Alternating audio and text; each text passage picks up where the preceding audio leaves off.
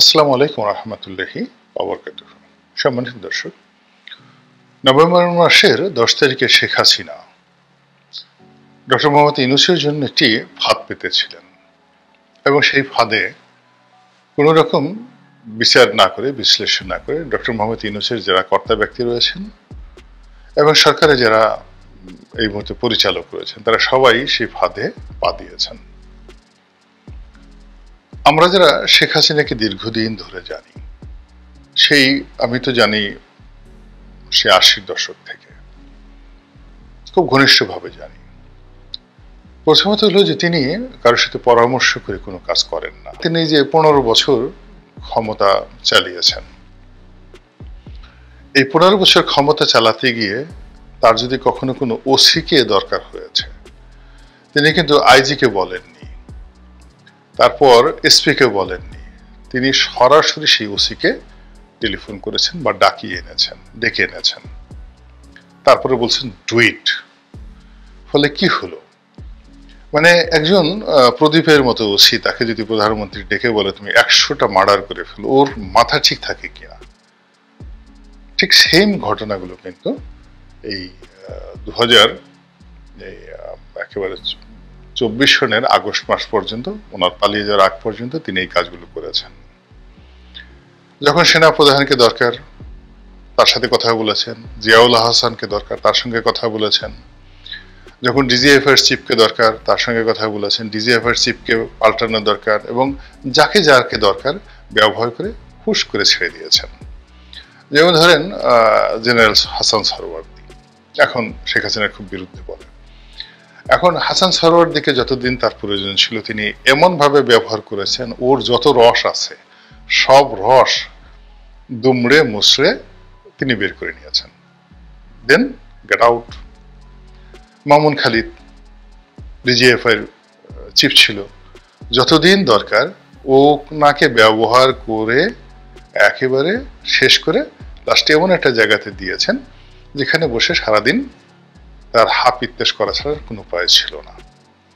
বসুন্ধরা মানে যে মালিক আহমেদ আকবর সুবহান, আমি যখন এমপি ছিলাম না, ঠিক এমপি চলে যাওয়ার পরে, এটা সম্ভবত 2016 সালের দিকে, তো বসুন্ধরার মালিকের যে প্রাসাদোপম বাড়ি, সেই বাড়ির উদ্বোধন হবে। উদ্বোধন হওয়ার সেই অনুষ্ঠানে উনি সিলেক্টিভ কিছু লোককে দাওয়াত করলেন। কেন জানি উনি আমাকেও দাওয়াত করলেন। আমি তখন বাংলাদেশ প্রতিদিনে লিখি এবং তখন তো আমি সংসদ সদস্য না, আমার কোনো ক্ষমতা নেই। আর বসুন্ধরা যে লেভেলে ব্যবসা বাণিজ্য করে বা যে লেভেলে তারা কানেকশন মেনটেন করে, সে বিএনপি আওয়ামী লীগ সব লেভেলই তারা হাইয়েস্ট লেভেলে কানেকশন মেনটেন করে। ফলে আমার মতো একজন লোককে উনি দাওয়াত করেছেন এবং তাও আমার স্ত্রী সহ। তো সেখানে কেবলই মাত্র আমার প্রতি ভালোবাসা বা শ্রদ্ধার কারণে সেই কাজটি করেছেন। ওনার সঙ্গে আমার কোনো লেনদেন, কথাবার্তা, ব্যবসা বাণিজ্য বা কোনো স্বার্থ সংশ্লিষ্ট বিষয় মানে তৈরি হওয়ার মতো অবস্থানে আমি নেই।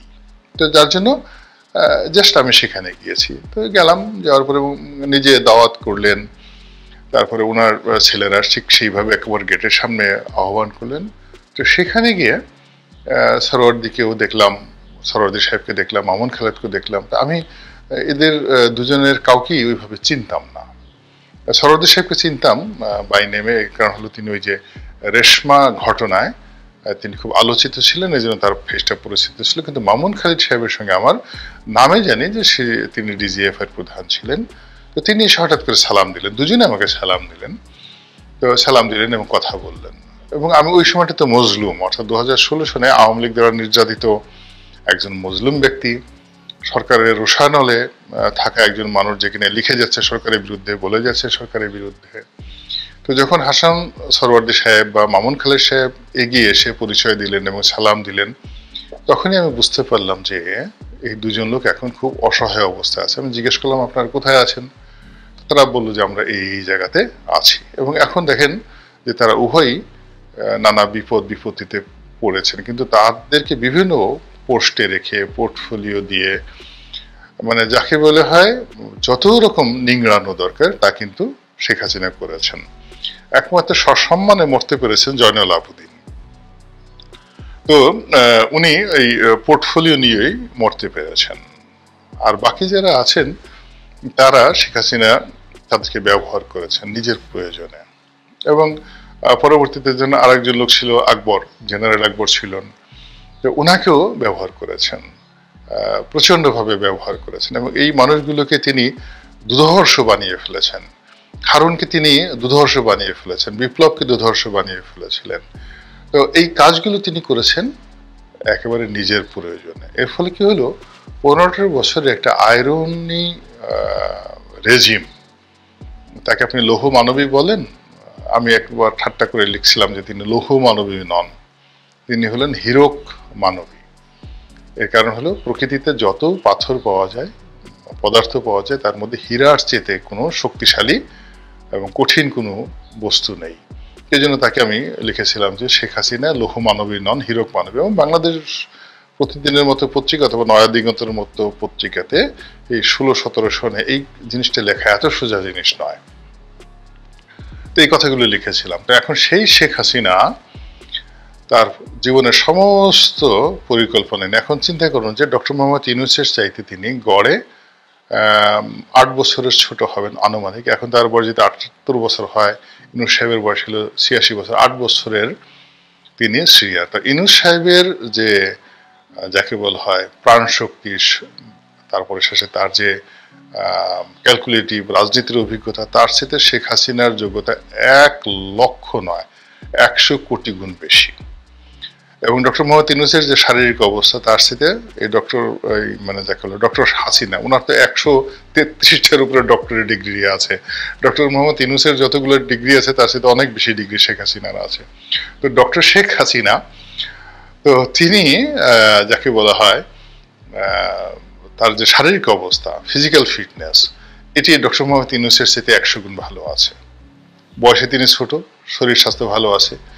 আর দুষ্ট বুদ্ধি, উনি এই দুষ্ট বুদ্ধিটা 1980 সন থেকে প্র্যাকটিস করতে করতে সে বিশ্ববিদ্যালয় মোস্তফা মহসিন মন্টু সাহেবের রাজনীতি শেষ করে দিয়েছেন, ডক্টর কামাল হোসেন রাজনীতি শেষ করে দিয়েছেন, আব্দুর রাজ্জাকের রাজনীতি শেষ করে দিয়েছেন, তুফাইল আহমেদ সাহেবকে রীতিমতো যাকে বলা হয় কবুতর বানিয়ে খাঁচার মধ্যে আটকে রেখেছেন, আমির হোসেন আমর মতো লোককে বস্তাবন্দি করে রেখেছেন, সাবির হোসেন চৌধুরীর মতো লোককে সারা জীবন ওই পিছনে ব্যাগটা নিয়েছেন। তারপরে ওবায়দুল কাদের থেকে শুরু করে অন্য সবাইকে জাস্ট কাউয়া কাদের বানিয়ে ছেড়েছেন তিনি সবাইকে। এবং এই যে লোকজন তাকে কাউয়া কাদের বলতো, শেখ হাসিনা এটা এনজয় করতেন, খুবই এনজয় করতেন। যে আমি একবার একটা দৌড়ের গল্প বলেছিলাম যে সৈয়দ আবুল হোসেন দৌড়ে সে মানে মন্ত্রী হয়েছে। শেখ হাসিনা কি কাউকে এইভাবে যোগ্যতার কারণে মন্ত্রী বানান নাকি? তিনি দয়া করে মন্ত্রী বানান, তার যাকে ইচ্ছে তাকে মন্ত্রী বানান, যাকে ইচ্ছে তাকে ফেলে দেন। এই যে আমি এই কথাগুলো বলেছি, সবাই মনে করেছিলেন যে এই কথা হয়তো শেখ হাসিনা আমার প্রতি রাগ হবে। কিন্তু যখন দেখলাম যে 300 সংসদ সদস্যের মধ্যে তিনি আমাকে বললেন যে রনি, তুমি এই গল্পটা বলছো, কাহিনীটা বলছো, তুমি আমার সাথে আলাপ করে বলবো না? হ্যাঁ, আমার সাথে আলাপ করে বলতা। তখন আপনি বোঝার চেষ্টা করুন যে এই যে আমি গল্প বলেছি, মানে তাকে বড় করেছি, অন্য সবাইকে ছোট করেছি, এতে তিনি খুশি হয়েছেন। তো তার সেই বুদ্ধি শুদ্ধি একটুও কমে নাই। এবং সেই বুদ্ধি নিয়ে তিনি একটি চাল দিয়েছেন 10 তারিখে, এবং একটা ফাঁদ পেতেছিলেন 10 তারিখে। এবং সেই ফাঁদে সরকারের লোকজন কিভাবে পড়েছে, এই আজকের দিনে বুঝতে পেরেছেন যে কিভাবে পড়েছে। যে পুরো ঘটনার ভিডিও ফুটেজ, অডিও ফুটেজ সারা দুনিয়ায় ছড়িয়ে গিয়েছে। এবং এরকম একটা ঘটনা ঘটবে এবং এরকম একটা রিপোর্ট তৈরি হবে, এই রিপোর্টটা আগেই তৈরি করা হয়েছে। এর কারণে ভারতের 1 নম্বর পত্রিকা, বাংলাদেশে যেমন বিচিত্রা ছিল একসময়, এইভাবে পুরো ভারতবর্ষে 1 নম্বর পত্রিকা, সাপ্তাহিক পত্রিকা ইন্ডিয়া টুডে। তো সেই পত্রিকার একটা স্টোরি সঙ্গে সঙ্গে ছাপা হলো। মানে এটা তো সাপ্তাহিক পত্রিকা, মানে যেই সংখ্যায় যেই তারিখে এই পত্রিকায় প্রকাশিত হবে, যেদিন এই পত্রিকাটা সপ্তাহে প্রকাশিত হবে, তার আগেই এই রিপোর্টটা যদি তাদের তৈরি করা না থাকতো, রাতারাতি এত রিপোর্ট তারা তৈরি করতো না। তাদের শুধুমাত্র একটা ঘটনা, কাহিনী আর একটা ছবি দরকার ছিল, আর বাকিটা তারা যেভাবে চেয়েছে সেইভাবে এখানে আমরা নাচানাচি করেছি। গেল ইন্ডিয়া। আবার ইন্ডিয়া টুডেতে যেভাবে পত্রিকায় তারা প্রতিবেদন প্রকাশ করেছে, একইভাবে এটা হোয়াইট হাউসে চলে গেছে, একইভাবে এটা পেন্টাগনে চলে গেছে, একইভাবে আমেরিকাতে চলে গেছে, এবং একইভাবে ট্রাম্পের যে অফিস, ডোনাল্ড ট্রাম্পের যে অফিস, সেখানে চলে গেছে এবং সেখান থেকে স্বয়ং ট্রাম্প মনে হলো যে তিনি যে টুইট বার্তা করেছেন এই টুইটটা শেখ হাসিনা নিজে লিখে দিয়েছেন অথবা সজীব ওয়াজেদ জয় নিজে লিখে দিয়েছেন। আপনি বুঝেন যে তিনি যে খেলাটা খেলেছেন সেই খেলাটা অতীতের যে কোনো খেলার চাইতে পরিপক্ক। অতীতের যে কোনো শেখ হাসিনার যে চাল তার সাথে কুটিল চাল এবং জটিল চাল। এবং অতীতে তিনি যে কথাগুলো বলেছেন, একটা সিঙ্গেল কথা, সে ঠাট্টা করে বলুন আর যা কিছু বলুন, তিনি যেটা বলেছেন সেটা মিন করেছেন। আপনি দেখেন না, সেই সোহেল তাজ তার ছেলের বয়সী, সোহেল তাজ যে সময় জন্মগ্রহণ করেছেন, জয় আর সোহেল তাজের মধ্যে কিন্তু বেশি বয়সের ডিফারেন্স নেই, 6 মাসের ডিফারেন্স হবে বা 1 বছরের ডিফারেন্স হবে। তো সেই সোহেল তাজকে তিনি গান গেয়ে গিয়ে বলছেন, টেলিফোন ওভার টেলিফোন, তোমাকে আমি ছাড়বো না। এবং সোহেল তাজ ওই যে তার গান শুনে, সে তো দেখে জানেন শেখ হাসিনাকে খুব কাছে থেকে দেখেছেন, তিনি এতটা ভয় পেয়ে গেছেন যে মাশাআল্লাহ 2024 সনের 5 তারিখের, আগস্ট মাসের 5 তারিখ পর্যন্ত তিনি কিন্তু একটা ট্রু শব্দ করেন নাই। This is Sheikh Hasina. আপনারা কল্পনা করতে পারবেন না ডক্টর মোহাম্মদ ইউনূস বা দেবপ্রিয় ভট্টাচার্য বা এই যে সমস্ত লোকজন আছেন, একজন তোফায়েল আহমেদের কাছে, একজন সুরঞ্জিত সেন গুপ্তের কাছে, একজন আব্দুর রাজ্জাকের কাছে, এরা এখন অবোধ শিশু জীবনের সব ক্ষেত্রে, এমনকি লেখাপড়ার ক্ষেত্রে। মানে আপনি তোফায়েল সাহেবের যে লেখাপড়া, তোফায়েল সাহেবের যে লাইব্রেরিটা আছে, আপনি বাসায় গিয়ে দেখেন ওই লাইব্রেরিতে যে বইগুলো আছে সেই বইগুলোর নামই তো এই ডক্টর মোহাম্মদ ইউনূসের যে ক্যাবিনেট আছে একজন নামও বলতে পারবে না। গিয়ে দেখেন তোফায়েল সাহেবের স্টাডি কোন পর্যায়ে, সুরঞ্জিত বাবুর যে লেখাপড়া, এই যে এখন আলী রিয়াজ থেকে শুরু করে যারা সংবিধান প্রণয়ন কমিটিতে হয়েছে, আগামী 20 বছর সুরঞ্জিত বাবুর কাছে যদি পার্লামেন্ট নিয়ে, রাজনীতি নিয়ে পড়াশোনা করেন, তবু তাদের পড়াশোনার সে প্রাইমারি লেভেলও যাবে না। এইরকম যাকে বলে এক একটা পাহাড় ছিলেন। আমি তো প্রথম বুঝতে পারিনি, আমি ঢোকার পরে যখন এদের সাথে বসলাম, কথাবার্তা বললাম, আপনারা বাইরে থেকে বুঝতে পারবেন না যে এই মানুষগুলো কোন পর্যায়ের এবং কতটা উন্নত, যাকে বলা হয় প্রাজ্ঞ রাজনীতিবিদ। যে আমির হোসেন আমলকে দেখে মনে হয় বোকা শোকা, কিচ্ছু বুঝে না। মানে মুহূর্তের মধ্যে আপনার মাথার উপর কাঁঠাল ভেঙে, পুরো কাঁঠাল খেয়ে, আপনার সারা শরীরে আঠা লাগিয়ে তারপরে আপনাকে উলঙ্গ করে ছেড়ে দেবে, আপনি যাওয়ার সময় বলবেন জয় আমু ভাই, জয় আমু ভাই। This is politics. এই যে একজন আবুল হাসনাত আব্দুল্লাহ, আপনি কল্পনা করতে পারবেন না তারা কত বড় পলিটিশিয়ান। তো এই সকল পলিটিশিয়ানের উপরে টেক্কা দিয়ে শেখ হাসিনা সবাইকে যার যার মতো করে, মানে তিনি যেভাবে যাকে চেয়েছেন তাকে সেইভাবে বানিয়ে, কাউকে একবার বড় করেছেন, কাউকে একবার ছোট করেছেন, কাউকে একবার দূরে ঠেলে দিয়েছেন, কাউকে কাছে নিয়েছেন, কাউকে ভয় দেখিয়েছেন, কাউকে প্রেম দিয়েছেন। সব মিলিয়ে তিনি যে পলিটিক্স করছেন, সেই পলিটিক্সটা অতীতের চাইতে আপনি যদি মনে করেন যে সে দুর্বল হয়ে গেছে, এখন বাংলাদেশে তার অনেক কাজ ছিল, এখন তো তার কোনো কাজ নেই।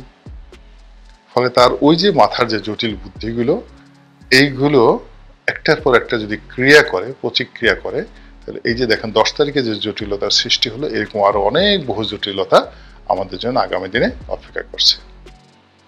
আল্লাহ আমাদের সবাইকে হেদায়েত দান করুন এবং হেফাজত